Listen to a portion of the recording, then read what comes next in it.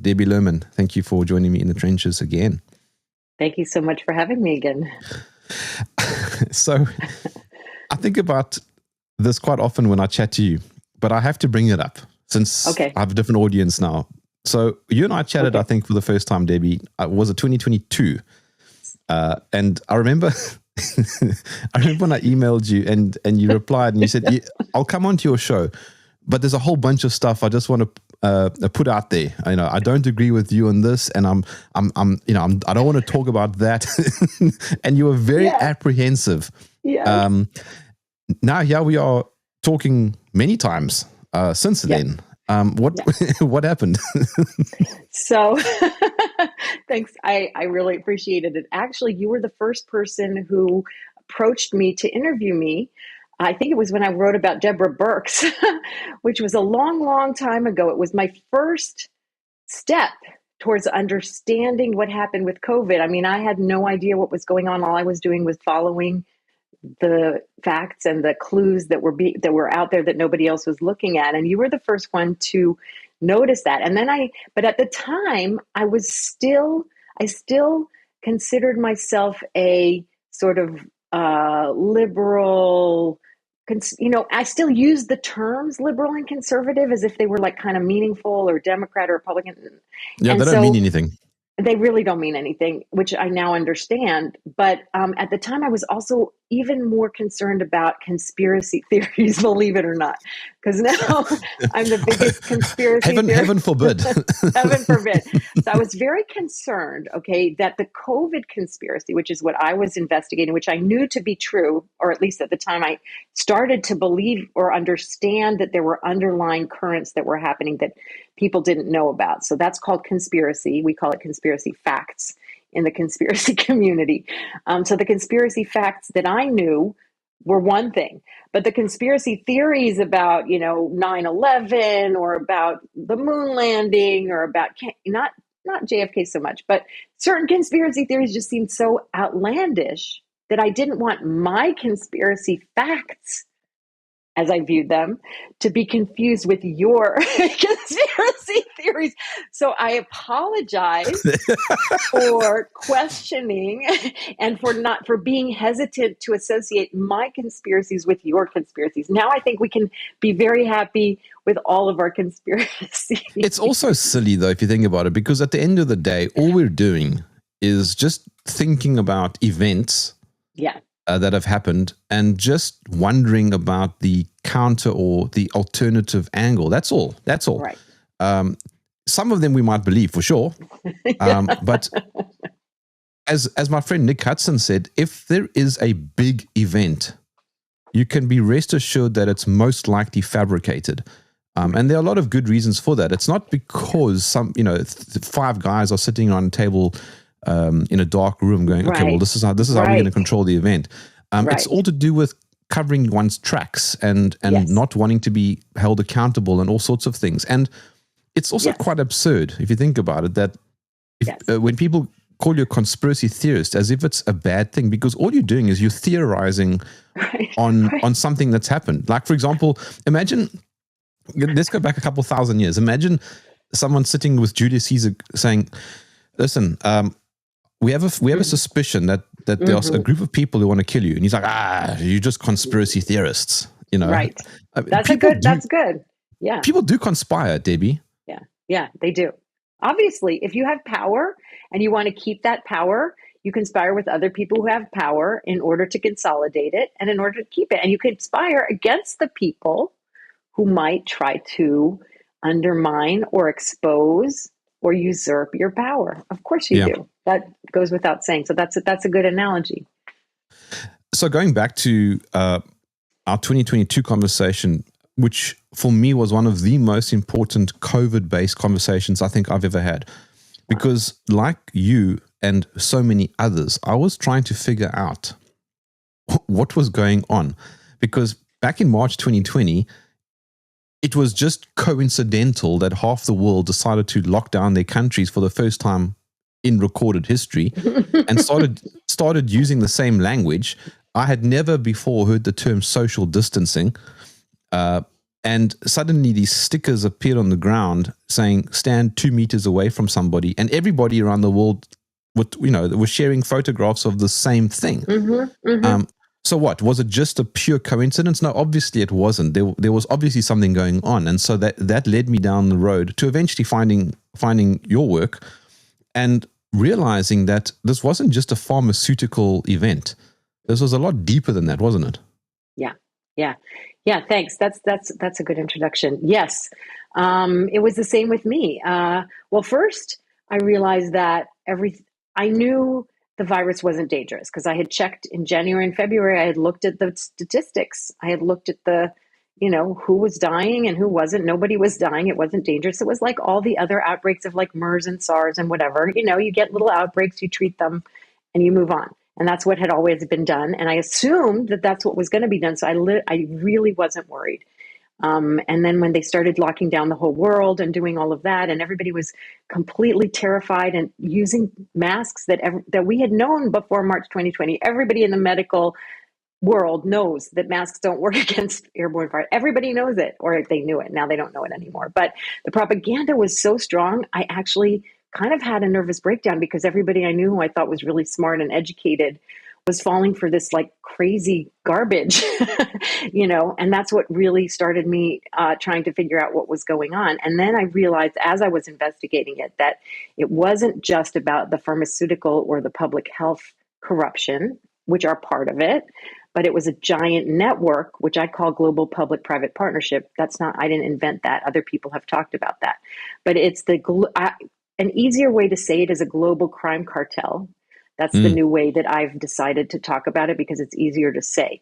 But it's a global conglomeration of public and private entities that are all just like a big monster that needs to be fed.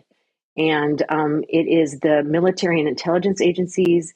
It is the military industrial complex, which includes the military and the intelligence agencies. It includes Wall Street. It includes Silicon Valley. So those are all of the components of the military industrial complex. And then it also includes all of the NGOs. It includes the academic institutions, the journals, the banking, the international banking system. It's a giant, giant cartel. So the important thing that I realized during COVID is that there's a global system of control that's happening in the world. It sounds so weird and so conspiratorial, and it's hard to wrap one's mind around it. And I totally get it. And I have been working hard, and I'm still working to find the best ways to explain that, because people want to say it's Fauci. People want to say exactly. It's Bill Gates. It's Bill Gates. People want to say it's Pfizer. People want to say, and all of those people and entities are components of the giant global cartel. They are complicit. If you go, they are in it. They're in it. They're in the cartel. And they're all striving for that cartel to have more power and more influence. And they want, in order to do that, they need to censor us, propagandize us, surveil us, and control us. That's what they need to do. And so what COVID revealed was the systems that they were using to do that. So the digital systems, the propaganda and censorship industrial complex, which is a global, as you said, world encompassing. How did everybody come up with the same words at the same time? How did everybody come up with the same narrative at the same time?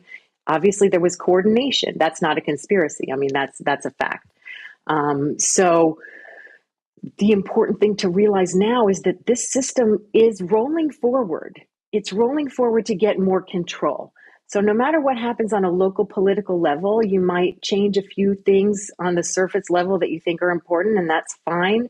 But you are not addressing the rolling, constant, inexorable. We haven't stopped it. It hasn't slowed down.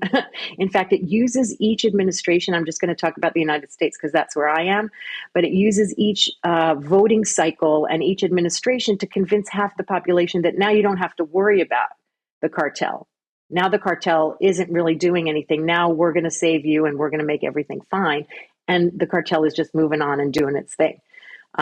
So what I try to do is point out that no matter who's in charge, even if you feel more politically affiliated with one side or the other, they're actually using that in order to distract you from what's happening on a global level. So it's a uniparty. It's a uniparty. Yep. Unpack your research a little bit, if you don't mind. Okay.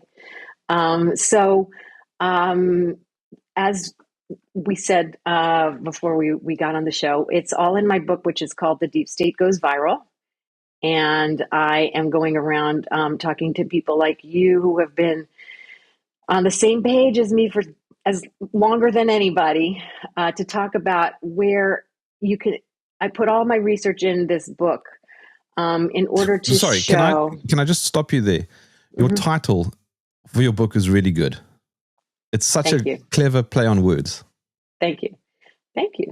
I came up with it after a lot of experiment, a lot of thinking. And my new title for hopefully, if this works, if I can get the word out and people really, so far there's been really positive response. Even people who didn't know during COVID, I have to tell you, which I'm very encouraged by this. My first 2 chapters talk about what I just told you, about the fact that it's all global. It's a uniparty. I don't say uniparty, but it's a global public-private partnership. That's who ran COVID. And I explain all of that. And even people who politically were not aligned with those of us who were against COVID, because they made it really political. So even lefties, even people who were COVIDians, even people who were in the COVID cult, can read it and say, oh, that makes sense, because they remember what one person said to me. I remember Iraq. Remember in Iraq when they lied to us? They lied to everybody and we all bought it. And then we realized that they were lying to us. And I said, yeah, that's exactly what it is. They all lied to us. And now we realize what it is. It's a good analogy. So the research that I did in order to reach that conclusion is the other chapters of the book. And so the research that I did in order to reach the conclusions that I did started with Deborah Birx. As you know, I just read the book that she wrote called Silent Invasion, and it was supposed to be an expose of what was happening in the Trump administration during the first months of COVID. And of course, a lot of blame was being put on Trump and the CDC. They weren't acting enough. They weren't acting fast enough. They weren't doing enough. But I realized very soon into the book that it was just a bunch of lies and propaganda. And I hadn't read any nonfiction really, because I'm an English major and I read fiction. And then I realized that this was fiction.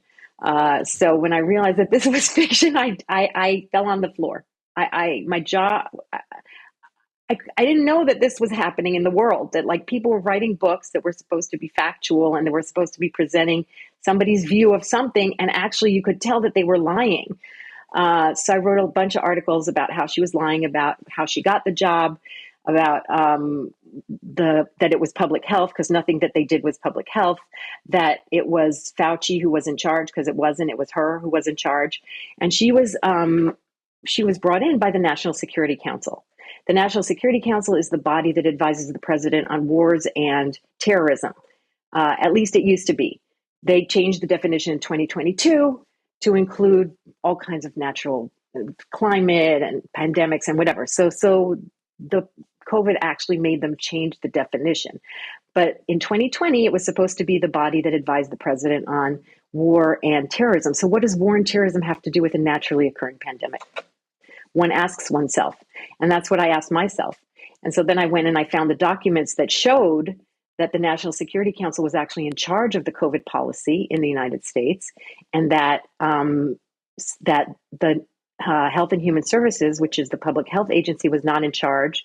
FEMA and the Department of Homeland Security were in charge. So all of the entire response was controlled by the national security agencies. None of it, and communications were controlled by the National Security Council.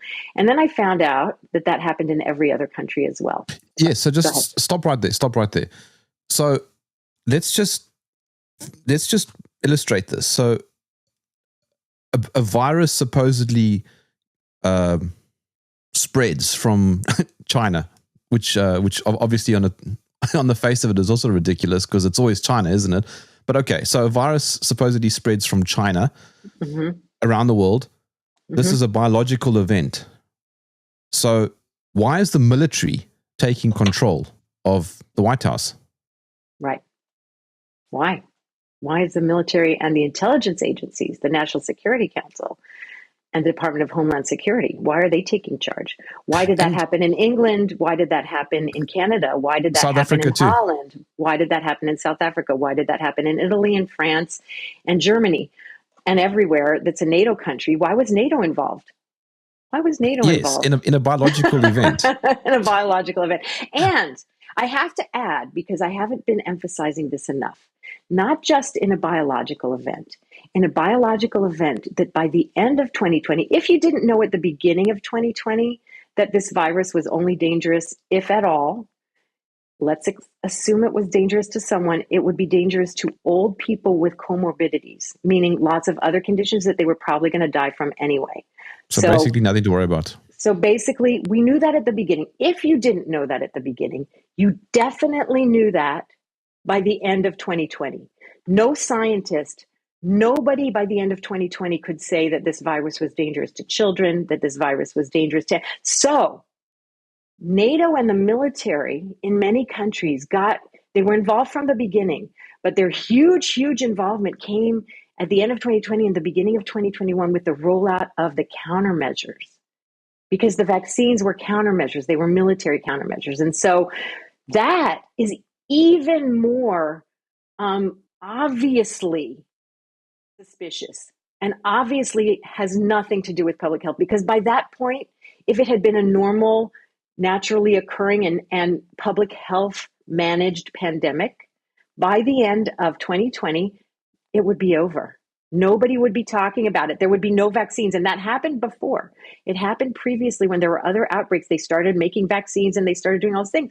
But it wasn't dangerous to most people. It was contained, it was treated, and the vaccines had to be thrown away. And so it's really, really suspicious. Like, even if you thought at the beginning of 2020 that it was dangerous, we need NATO's organizing capacity, or we need the military's, logistics capacity to help us. By the end of 2020, we knew that to be false because the hospitals were empty. Nobody was getting it, So it's very, very clear that they were acting for some other reason other than public health. So just to appease the growing number of people who do not believe there's a pandemic, and I find myself sympathizing with that position. Either way, it doesn't matter because there was nothing to worry about, is the point, right?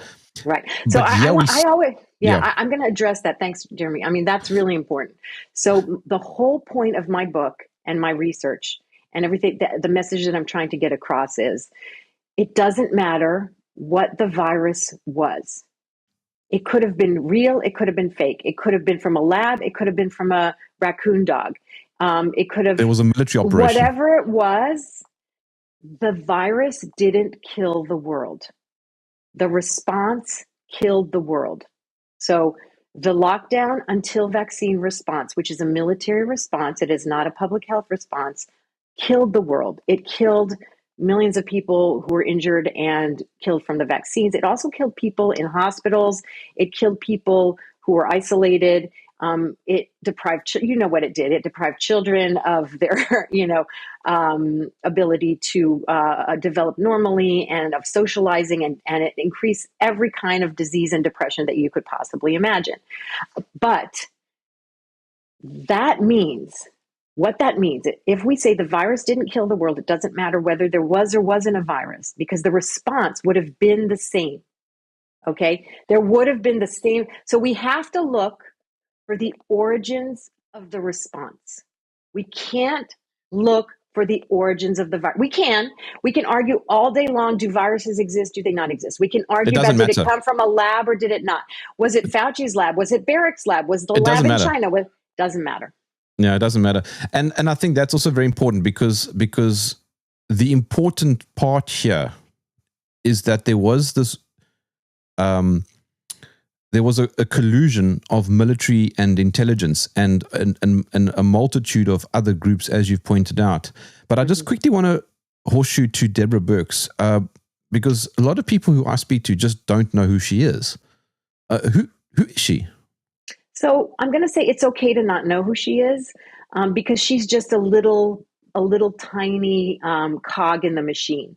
but she's the cog that was my in to understanding. So she was the coordinator for the United States government of the COVID response. She was the United States COVID-19 response coordinator. That means that she was in charge of pretty much everything that had to do with responding to this outbreak. And she had more power than pandemic. Trump. She had more power than Trump. So the task force, which she was the coordinator for, if you look at the organizational chart in the documents that I uncovered, which are the Pandemic Action Plan adapted, Pandemic Crisis Action Plan adapted, you can see in the chart that the task force sits above all the other agencies, and the policy arm of the task force is the National Security Council. So the National Security Council is determining the policy. Now, we have the National Security Advisor to President Trump on record saying that he brought Deborah Birx over. We also know that she came from USAID. USAID, as the Trump administration has revealed, is a CIA cutout. Now, I knew that because I did my research, and it's not a secret that they're a CIA cutout. Like, anybody who's done research in this area knows that they are. But now that it's been exposed, we can all understand that Deborah Birx came from a CIA organization, that she was working on AIDS in Africa. Now, there is about 20% of USAID, and every diplomatic and public health organization does some good work, even the WHO. Unfortunately, when we say let's get rid of the WHO and let's get rid of USAID, which I completely understand and am in favor of in theory, we also have to look at the good work that they do and try to find another way to do that good work without involving, spies and military. Because what happens is public health is a really good way to get your claws into a country. So you go in Africa and you go in villages and you kind of infiltrate the power structure there. And so Bill Gates can go in there and say, if you don't do what I say, and you don't give the vaccines that I am telling you you need to give, I'm not going to give millions of dollars to your village and to your city council and to your politicians. So it's very insidious. Public health is a very good way to get in. And so Deborah Birx was part of that system. And she was the one who went out and told everybody, constantly about the case numbers. Their cases are going up. The cases are going up. Now, case is not a metric for anything in public health. The metric in public health is deaths and serious illness. If there's no deaths and serious illness, then there's no outbreak. There's no disease. And cases were measured by PCR, and PCR test, has a lot of false positives. We don't even have to go into that. The PCR is largely not supposed to even be used for anything like this. So she was out there, and her main message was cases are going up, and they really, really had to ramp that up at the end of 2020, because by the end of 2020, everybody knew that nobody was dying and nobody was getting sick. So Deborah Birx had to go out there, and all the other people in the cartel had to go out there and say, cases, cases, cases, cases. As I always say, if every single person in the world, 8 billion people, positive cases, and not a single person got sick or died, then you don't have any reason to be afraid. So the number of cases was a meaningless metric, and they kept running it on the bottom of their news, reports, and they kept reporting on the number of cases. I mean, it made me really crazy when they talked about cases, because that was such a ridiculous non-metric. And then I would talk to public health officials and doctors who knew that. They knew that. I would say, wait a minute, but everybody could have a positive test result, and it could have, that has no impact or meaning on anything. But they were already brainwashed. So, and if I'm correct, you told me that Deborah Birx was brought in by Matt Pottinger, who was, or was it not? Was it not you? I did. I told you that she said in her book that she was brought in by Matt Pottinger. That was the lie. So lie in her book. Okay, so this is how I knew she was lying, because she started saying weird things about Matt Pottinger. Matt Pottinger is a CIA guy in China, and he was the assistant. I forget, that's deputy national security advisor for Asia at the time. And so he was advising against China. It's China, China, China. Blame China. That's one of the ways they distract from the cartel. So China's part of the cartel, but they're not the ones who are responsible for everything. And they, so he was saying, we have to stop travel, ban travel from China and all kinds of ridiculous things. Even in all the tabletop exercises that they used to do about pandemics, it was always understood that blocking travel is a completely useless measure because the germ has already spread in their theory, right? In the theory of how the pandemic works. The germ has already spread out in the population. So blocking transportation has no impact, and it can only hurt because it can only hurt the economy. And when you hurt the economy, you're actually hurting public health. So Deborah Birx was not brought in by Matt Pottinger. Her lie in her book was that she was friends with Matt Pottinger's wife. Matt Pottinger's wife, who she had worked with like in 2014 or something, somehow managed on her cell phone. So it's all on cell phones and things that you can't FOIA, no public records exist of the conversations that she was having with Matt and with Yen behind the scenes in January 2020, when nothing was happening, literally nothing was happening. There was no, as we said, we knew already that the virus was not very dangerous to anybody. She was having these secret conversations because she was advising Matt about how this could become this huge pandemic. And then Matt said, you have to come and help me. You have to come and first he offered her a job in January to be like the advisor on pandemics or something. And then he offered her another job. And then finally in the end of February, she became the coordinator. But then we have on, in an interview, we have the actual national security advisor saying we brought in Deborah Birx. So it was not Matt Pottinger. That's the lie that gave me the clue that she was lying about where she came from. But if she had more power than Trump, and that's also a very interesting dynamic, which I'll come to, who was she working for? So she was working for the National Security Council, and the National Security Council is all of the intelligence community. So in the United States, there's like 17 intelligence agencies. There's a CIA and the FBI that everybody knows about, but then there's the Naval Intelligence Agency and the Air Force Intelligence Agency and all these other intelligence agencies. There's 17 of them. So she was representing that community. Which somehow, for some reason, was in charge of this supposedly public health event. But now, let's go to Trump just for a moment. I would presume, from everything that I have seen, he doesn't like to be controlled. So what was going on there? Yeah. So in every country, not just in the United States, the global biodefense public-private partnership took over. So what that means is so this is now conjecture. So I know that he didn't have the power because he was tweeting in May of 2020, open up the country. He literally tweeted a tweet, open up the country. Who is he talking to? He's the president. Why is he tweeting open up the country? Just go and open it up if you want to open it up. So clearly he didn't have the power. And Scott Atlas in his book also explained that everybody was all the deference was giving to Deborah Birx, and Trump told him at the end, when he had to leave, that basically, it wasn't Fauci who was the problem.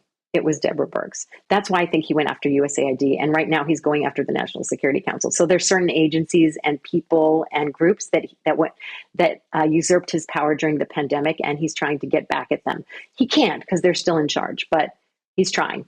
And so go ahead. Sorry. No, go on. So in every country, in the United States, at the beginning, everybody was saying everything's fine. It's just, nothing, don't worry about it. The Chinese are overreacting. And there's a date, which is February 27th, which is the date that Deborah Birx actually took over, which is, I think, when they switched the narrative to, oh my God, this is so scary. We have to lock everything down. But that was all coming from a global place. It was coming from this global public-private partnership, and it was being channeled through the UN and the WHO. So all of these global governance bodies, which are like just coordinating mechanisms for global control. It didn't originate. It's not like the WHO the chief of the WHO sat down and said, I'm going to do this terrible thing to the world. He was just a conduit for the cartel to say, okay, this is what we're going to do.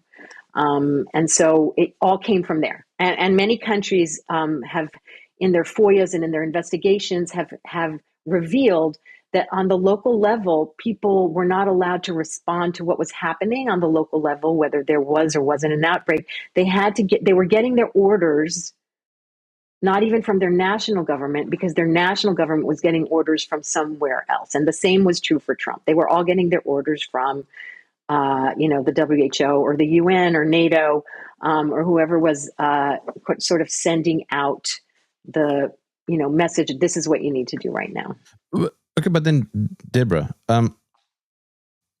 what do you think Trump knew? Was he a blockhead who was just ignorant, or did he know more than what it appears that he knew?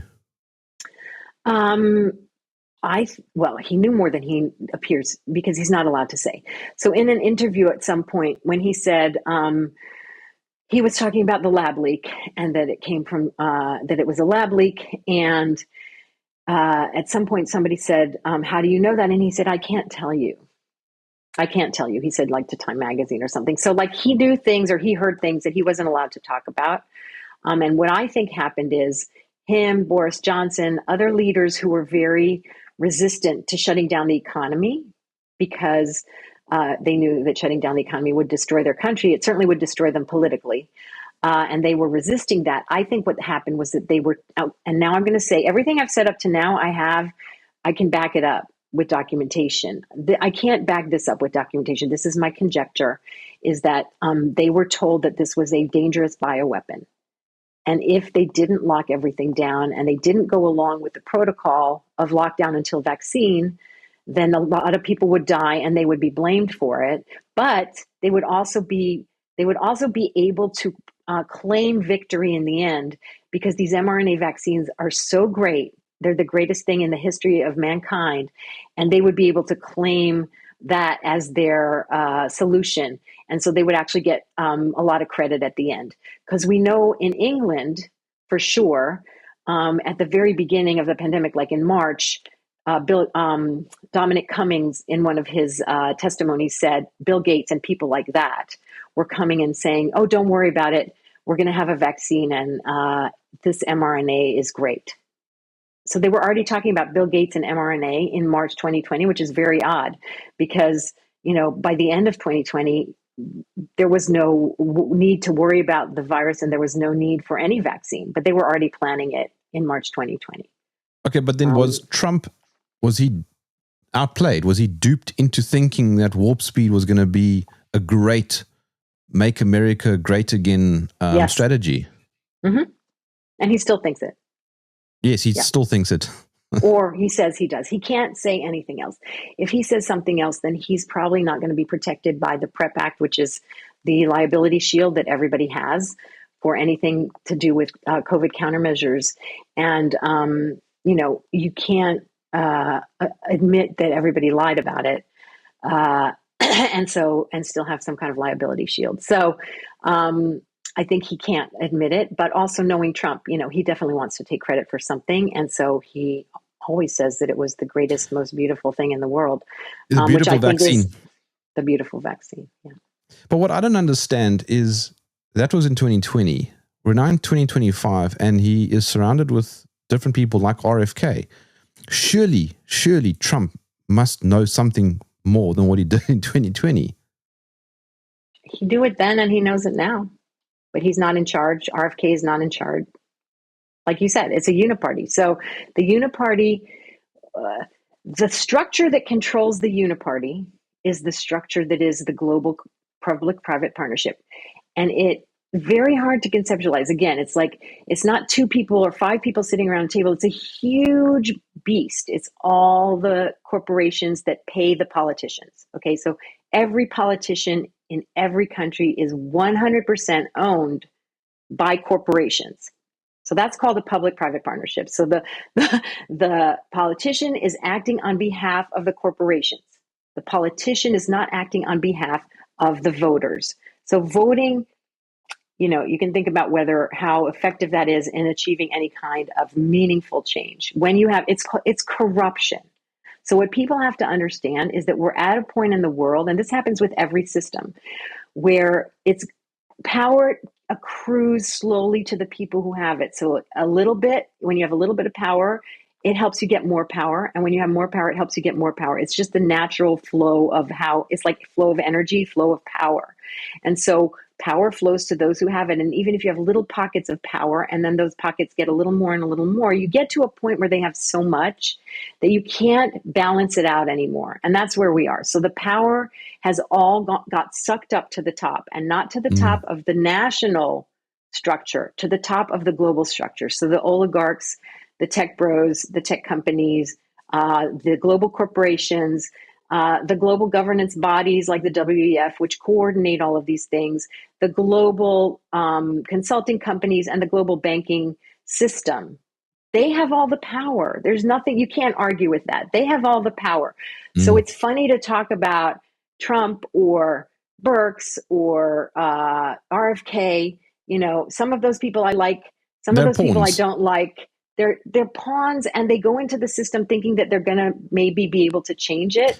But I believe that when you get sucked into the system, it's over as far as being able to change it. I think what I'm trying to... Sorry, go on. No. So I think that Trump might have wanted to resist, and he might have had other ideas about what he wanted to do.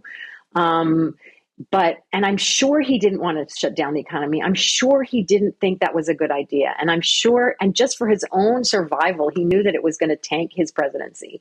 And he knew that they were making him do things that would tank his presidency. And he didn't want that. But that's what happened. So, yeah. Mm-hmm. And then Biden came in, and it's. I mean, I'm not even an American. I'm just an onlooker. But there's no possible way in any universe that Biden was pulling the strings. There's no ways.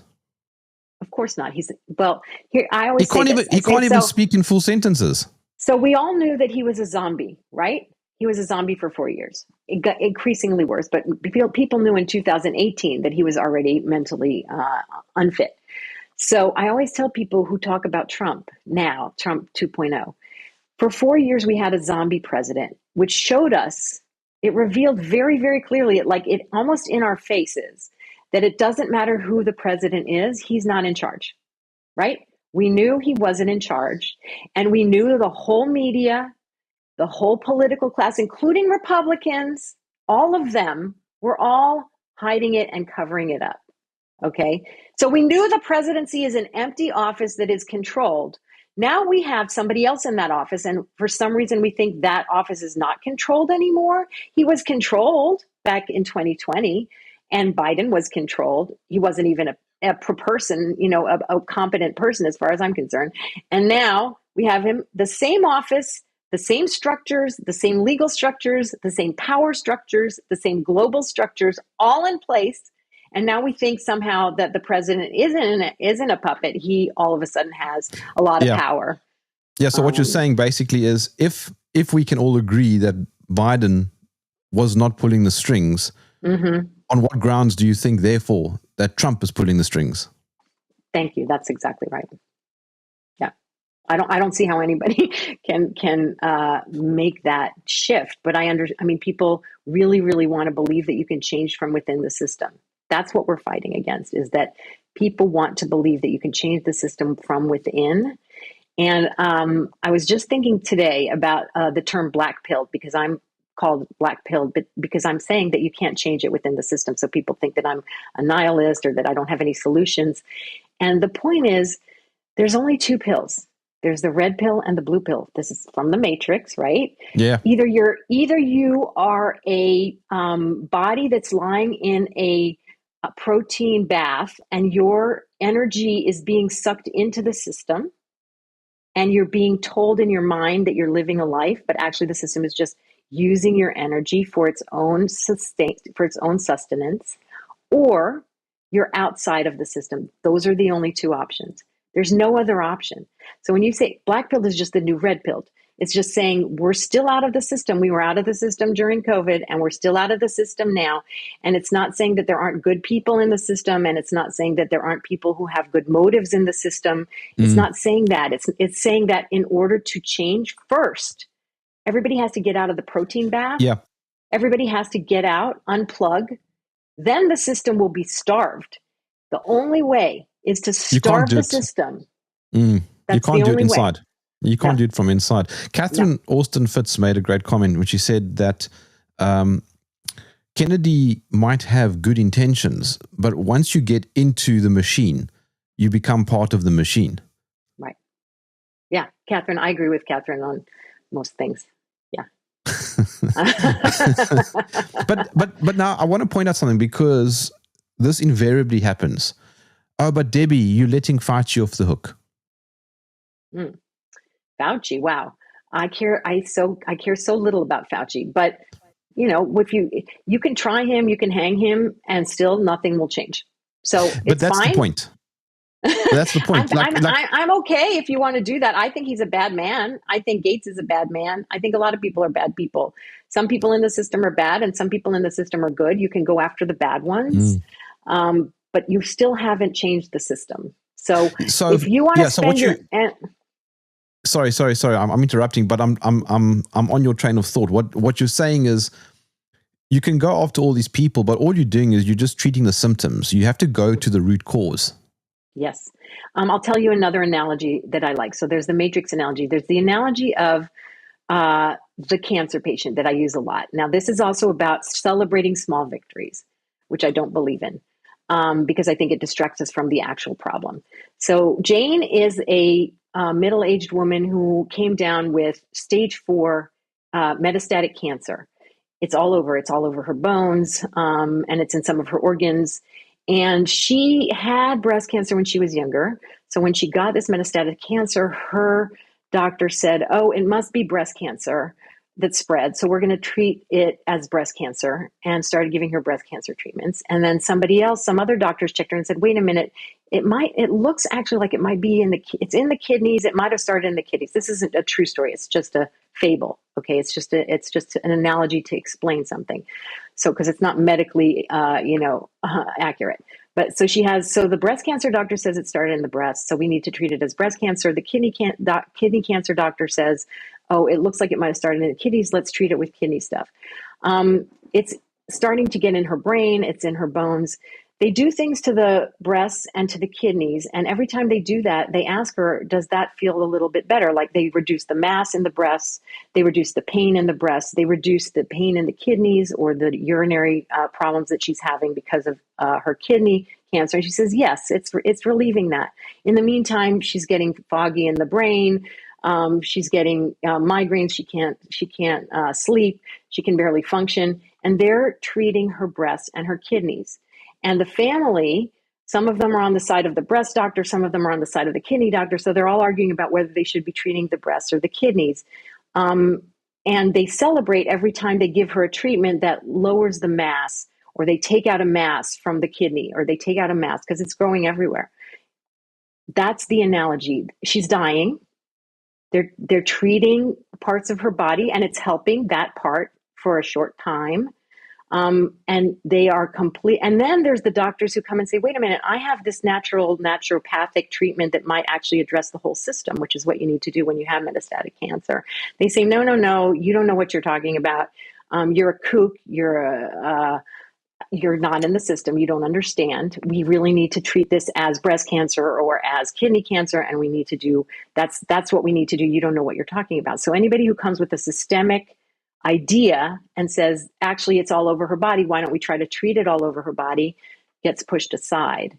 And so that's exactly what's happening now. And that's what it means to call somebody black-pilled, is to say, you're not treating the kidney or you're not treating the breast. Those are the only two that we can treat, because those are the real doctors. And we can't treat the whole system because it's too hard. Treating metastatic cancer is like almost impossible. People almost always die. It's really, really, really hard. It's much harder than treating the breast or treating the kidneys.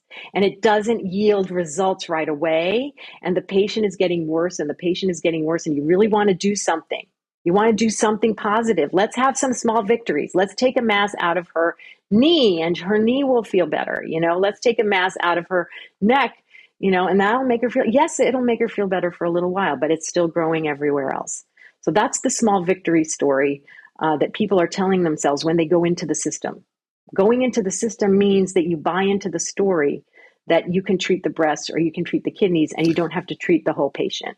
So what you're saying is we need to be more radical now with a lot of the stuff. So if, for example, the vaccine schedule is 74 vaccines for kids and it drops down to 73, I mean, it's still 73 vaccines, you know, so that small victory of one vaccine makes very little difference. We've got to go after the entire schedule, basically. That's right.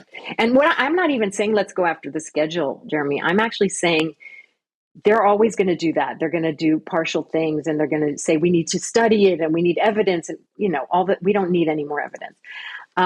We need to be outside saying to parents like you and like my kids, let's say when they have kids, here's the danger. The system is a danger to you. The system is a danger to you. That's what I feel my job is. Stay outside of it. That's it. That's all. And then we can have a solution, because if everybody doesn't take any vaccines, not let's lower it from 74 to 73. Everybody says, no, we're not taking them anymore. Everybody. That's my job. Everybody should be saying, and that's what everybody who went into the system like RFK and all those people should be doing now. They should be outside the system saying, we learned from COVID that the system is working against us. It doesn't have our best interests in mind. No matter what we do, it's going to try to have small victories, but the cancer is still there. It's in the body. They're not addressing the cancer. We need to be outside the body, and we need to be saying, first of all, don't comply. Second of all, let's all think of something together, other systems that we can build. But first, everybody has to get out of the matrix. If everybody's still giving their energy and their body to the matrix, they're sitting in their protein bath, we're not going to get anywhere. So, Debbie, coming now to Trump 2.0, one of his big things now is the lab leak. Is that a distraction? Absolutely. As we said. Well, as we said before, it doesn't really matter where the virus came from or whether it exists or who made it or if it came from a pangolin, because that's not what caused the pandemic. What caused the pandemic? That's what I'm asking. Why is he pushing it? Oh, yeah. I see. Well, I don't know. I don't like to guess about motives, but the results of him pushing it are that he is now getting all the people who were suspicious and said, oh, Trump was part of the, Trump did bad things during COVID. Oh, now he's admitting it. Now he's the good guy. Now we don't have to be suspicious of him anymore. Now we can, now we know that he's on our side. Okay, so now he's the doctor who's coming in and saying, I'm going to treat the breasts. And yay, look, I just took out a big mass from the breasts. And everybody's like, yay, he's treating the patient. Finally, he's treating the breast, because the other doctors were only treating the kidneys. They didn't really know what they were doing. He's treating the breast. Yay. Now we know that he's on our side. And that we don't have to worry about him, and his administration is going to admit they're transparent, right? So they like to say that they're transparent. I can tell you they're absolutely not transparent about any more than any other administration. So he can say he's transparent. He can say that he's not censoring, even though his administration was the one that was censoring in January and February 2020 about the lab leak. So he didn't come out and say, I'm sorry that my administration was censoring, right? He's coming out and saying the Biden administration was censoring and I'm not censoring anymore. That's a lie. His administration was censoring. So that's enough. He covers up his complicity of his administration in the censorship industrial complex, same as the Democrats, not different. He covers up he compensates for people saying, well, he locked down and he did bad things, but now he's telling the truth. And he distracts everyone from the lockdown until vaccine problem, which is the big problem. And he talks about the virus, which is not the problem at all. So the virus is not even a problem. So he's distracting, he's covering up his complicity, and he's bringing in people into the matrix who were outside of it. But does the whole lab leak narrative also act as a protection shield of the deep state? Absolutely. Yeah. So that he is acting on behalf of the deep state because he can't help it. Again, I don't blame people. I don't blame Trump. I don't blame anybody. I don't care about anybody. That's why I said to you, I don't really care about Birx personally or Trump or Fauci. I care about what their role is. What is their role in the system? And his role is to cover up for the deep state. That's what every president's role is. That's what every public official's role is to cover up for the deep state. And again, the deep state is a conglomeration on a global level of military industrial complex, big corporations, corrupt government officials. They're all corrupted at this point. So it's huge. It's very, very huge. And the banking system, which we can't forget. Catherine Austin Fitts is probably, I don't know if you've talked to her about this particular issue, but the financial control is really something that we have to worry about.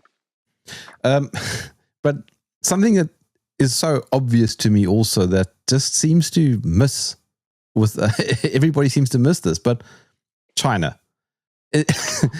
How do people always fall into the trap of seeing China as the enemy? And Trump does this really well.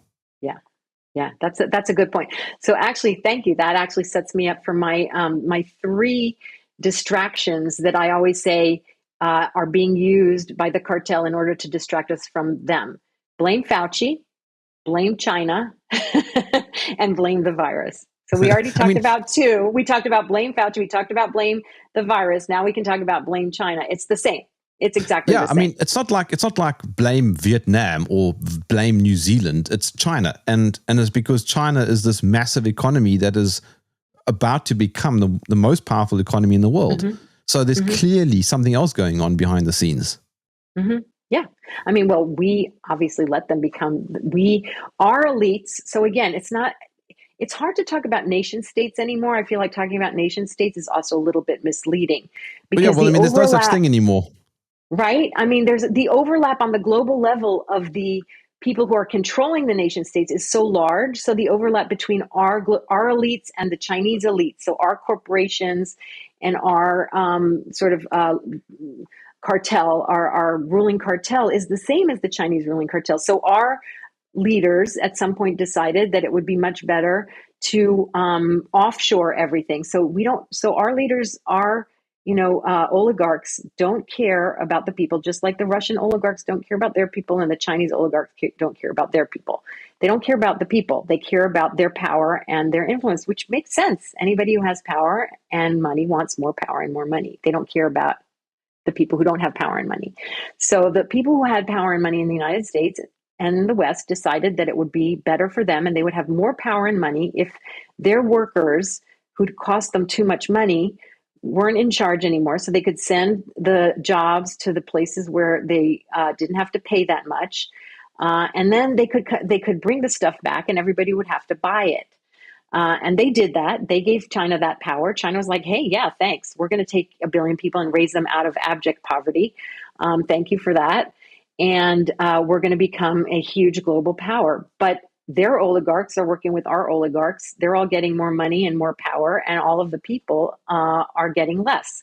That's all that matters right now. And so blame China is another way to say we're better. We're okay now. We're okay. We have Trump, we're Republicans, or we have something. We have tariffs, whatever. We're okay now because we're protecting ourselves from China, but we're just working with China. We aren't. There's no we. There's no we. There's our elites, and they're all working together to make us poorer, to make us put us under surveillance, put us under financial control. So there's really, I don't see a big difference. Yeah, you just kind of answered my next question. I was going to ask, so what was the point of the COVID event? Mm-hmm. Yeah, so the point was to get more power, more influence, and more money into the global ruling elites.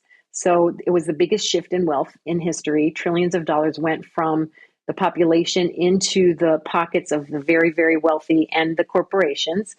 It was a way to roll out certain surveillance mechanisms, like vaccine passports are a very good way to roll out kind of health surveillance. So, and also to control people's movements, because if there is a universal vaccine passport, like the UN and the WHO now are advocating, not by themselves, on behalf of the cartel, they are advocating that. That means that then we can only travel if we get certain medical interventions. And then they also want to introduce financial control in the same way. And Catherine Austin Fitts has some really good clips from central bankers, international central bankers, who are saying, like, if we have central bank digital currency, and it doesn't have to be from the central banks. It can be private. There's different kinds of digital currency, but they have the same control. So people have to understand that. Again, it's a public-private partnership. So if we have digital currency from wherever, whatever source, we can control what people do. We can control what they buy also. And digital ID. We can control what they buy. We can control what they spend their money on. We can control their healthcare. We can control where they go. We can control what they say. It's like a totalitarian's dream. And that's what they kind of, I think, started rolling out as a practice run, or just as it's kind of like starting to get the population used to the idea. Because a lot of people thought it was great to have,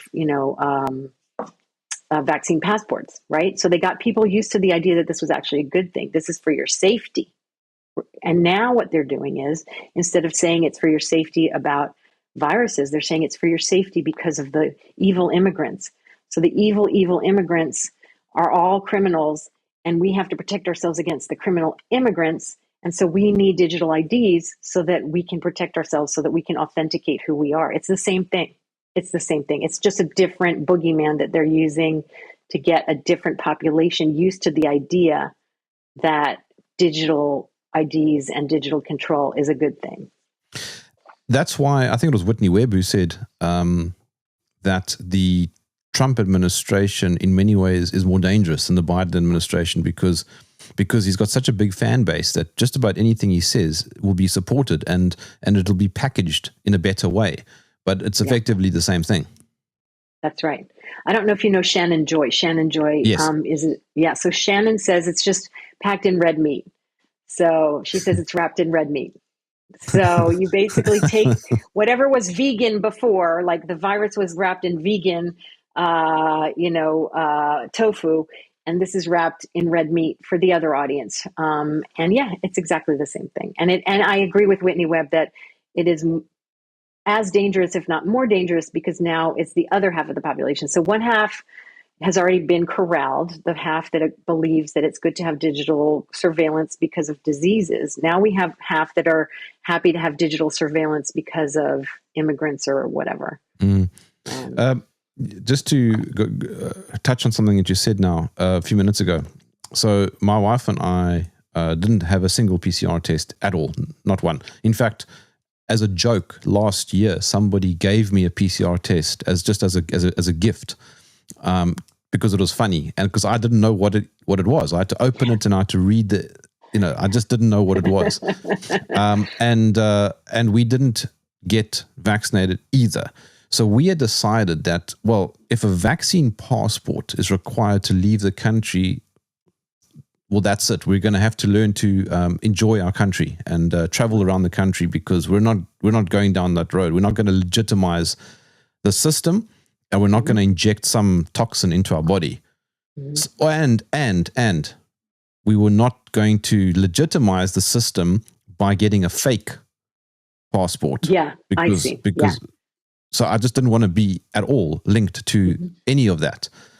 As it turns out, though, I'm not quite sure what happened, if it was because there was a big public response that they weren't expecting, but a lot of that stuff fell away temporarily, which is a good thing.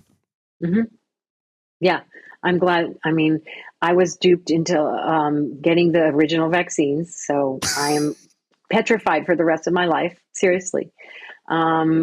Because not that I thought that it was good or anything, but I didn't realize how bad it was, and I needed to travel for my daughter. And I never did any tests except that one when I traveled. And whenever anybody asked me if I had COVID, I'm like, I don't know. I never tested. I have no idea if I had ever had COVID, actually, to tell you the truth. I'm sure if there was a germ going around, I did have a very bad flu of a kind that I had never had before, but I don't know. As I just said to you, there wasn't a germ going around because I didn't go anywhere. Yeah, you didn't. A germ wasn't going. So sorry, go on. No. So if everybody had done what you did, then there would be no vaccine passports and there would be no vaccines. And that's my point.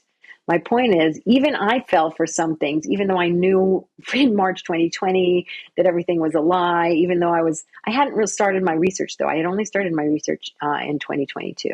But I still knew everything was a lie. I didn't know why. I didn't know how bad the vaccines were, but even I got duped because I just wanted it to be over. Now, people think it's over now. People don't want to talk about COVID, which I find to be just the most frightening thing. So the biggest event in the 21st century, and I would argue in our lifetimes, in terms of touching every person on the planet, right? It affected almost every person on the planet. I would say there's very few people out of the 8 billion people on the planet who weren't affected by it. Now, there's other things going on that are huge. There's the Ukraine war that's affecting millions of people. There's 9/11. 9/11, there's Israel, Gaza. I'm talking about what's happening now. I mean, there's things happening in the world that are affecting many, many people very, very badly. And I'm not belittling anything, any of those events, but COVID affected every person in the world. It killed millions. The vaccines killed millions of people and injured millions of people, more than any war, more than any single war. So it was a war against the population of the world that was done by the global elites. If we want to be very, very short, if we just want a short description of COVID, it was the global elites fighting a war against the population of the world. That's what it was. And it's the biggest event as far as I can tell. It couldn't have happened before all of the technology that we have now that enables these global systems to operate, right? So that's why it happened on a global level. So it used to be that the people with all the money and the power could operate within the realm of within their kingdom, within their empire, but there was always something outside of it. And now it's global, and it's a global control network. And so it's very hard to find something outside of that control network. And I think that's unprecedented.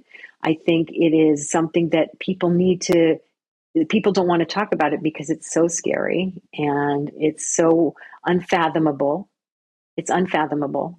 They want to believe that on a local level, we can still operate on a local level and we can still achieve something, which I agree. If you go hyper local, I think that's really a place that's a good place to put your energy and your time, finding people you trust and creating systems that are trustworthy and that are not corrupt. Because the problem in every system of power is corruption. Everything. I mean, my husband and I, we're not religious, we're reading the Bible now. Because the Bible, no, really, because the Bible it tells the story over and over and over and over again of how every system starts out with good intentions and with laws or things that are going to protect us from the powerful, so the powerful can't be completely corrupt. There's always going to be some corruption and some conspiracies and things, but as people get more and more power, they get more and more corrupt, and then the system collapses, and then it starts all over again. It just over and over and over. And that's what human history is. That's what religion is. That's what our laws are for. And so it's a little bit calming to see that this is something that has always happened and it's going to happen again. You mentioned Scott Atlas in passing earlier, and a lot of people don't know who he is, but I've got a quote here from it's from Trump speaking to Scott, saying, "You were right about everything all along the way. And you know what? You were also right about something else. Fauci wasn't the biggest problem of them all. It really wasn't him." Right. That's the quote that I was talking about, where he was saying it was Deborah Birx. So what he was saying was it's the national security apparatus that was forcing me to do these things. He didn't say that to Scott Atlas because Scott Atlas still doesn't know. Scott Atlas thinks that they were just all really dumb. But that's what Trump was saying. Oh, okay. But who was he saying it to? He was saying it to Scott Atlas. But Scott Atlas, he was saying it to Scott. He said it to Scott Atlas, but he didn't tell Scott Atlas it was the National Security Council. He just said it wasn't Fauci, right? Yeah. But now he's going after USAID. He's going after the National Security Council. He's not dismantling anything.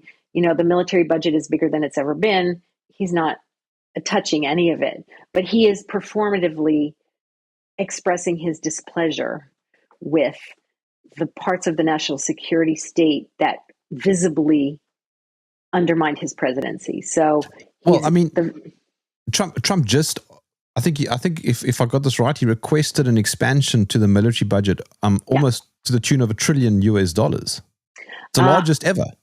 It's the largest ever. I don't know if the expansion is $1 trillion or if it brought it up to $1 trillion, but yeah, it's the biggest ever. Yeah. Mm-hmm. I mean, why? And Elon Musk is the biggest military contractor of the U.S. government. So thinking that he's somehow on our side is interesting. What do you make of Elon? Same. He's just part of the cartel. I mean, again, I don't have any personal thoughts or feelings about these people, or, I think some of them are more evil than others, but it doesn't really matter. They're not on my side. And I really feel scared when people buy into the propaganda about how somebody who is the richest person, one of the richest people in the world, who has the most military contracts for surveillance, right? I mean, his company, his satellite company, is about surveillance, right? That's what it's about. Whose platform X is now just like a right-wing, like, echo chamber, just like Blue Sky is a left-wing echo chamber. They pretended to be this free speech thing, but they're totally censoring. They never stop censoring on X, just like every other platform, because it's not Elon. Again, not about Elon. It's about him being part of a giant system that's working against us. He is the global elites. He is not the people. And for me, it's like, who is in the global, who's working for the global elites and who's working for the people? He's not working for the people. And believing that is just so naive, in my opinion. I find it really hard to understand the Musk cult. I find it hard to understand. Tell me more about your book and how I can get it. And by the way, yes. I'm going to insist that you send me a personalized copy of your book with you writing in the front of it. I will. Here, I'll show you what it looks like. It's I think it's upside down. It's backwards, but it's called The Deep State Goes Viral. And so my pitch is, let's make the deep state goes viral go viral. Let's make the deep state goes viral go viral. It's going pretty viral. It's doing well. You can get it on Amazon. Unfortunately, Brownstone published it, and Brownstone only sells it through Amazon. It's kind of like, I think, a print-on-demand thing that Amazon does. So it's not like there's a huge warehouse where there's a lot of books sitting around. It's like when you order it, they'll print it and send it to you, which is a really great service. Unfortunately, it's coming from Amazon. But there's also an audio version, and there's also a Kindle version. What did you ask about the book also? Well, I was just asking how you can get it. I'll send you a copy. You can get it on Amazon. So I think the audio version is available on the US Amazon, and I think the print copies are available definitely on the UK version. You can order a print copy, and you can also get the Kindle version on the UK amazon.com.uk, I think, or amazon.uk. And it's doing really well. If you want to read it and review it, that would be awesome. It's now number one, and it has been. It's only been out for 2 weeks. It's number one in new releases under public policy.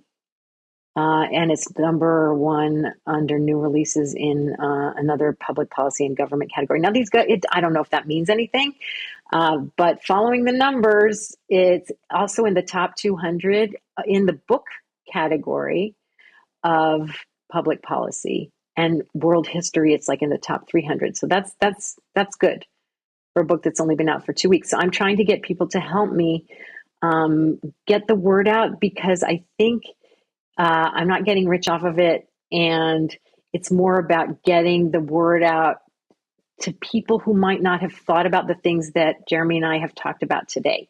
So people who might still be thinking a lot in terms of local politics, or in terms of we don't want to talk about COVID anymore because it's over. This is about how COVID actually is not about COVID.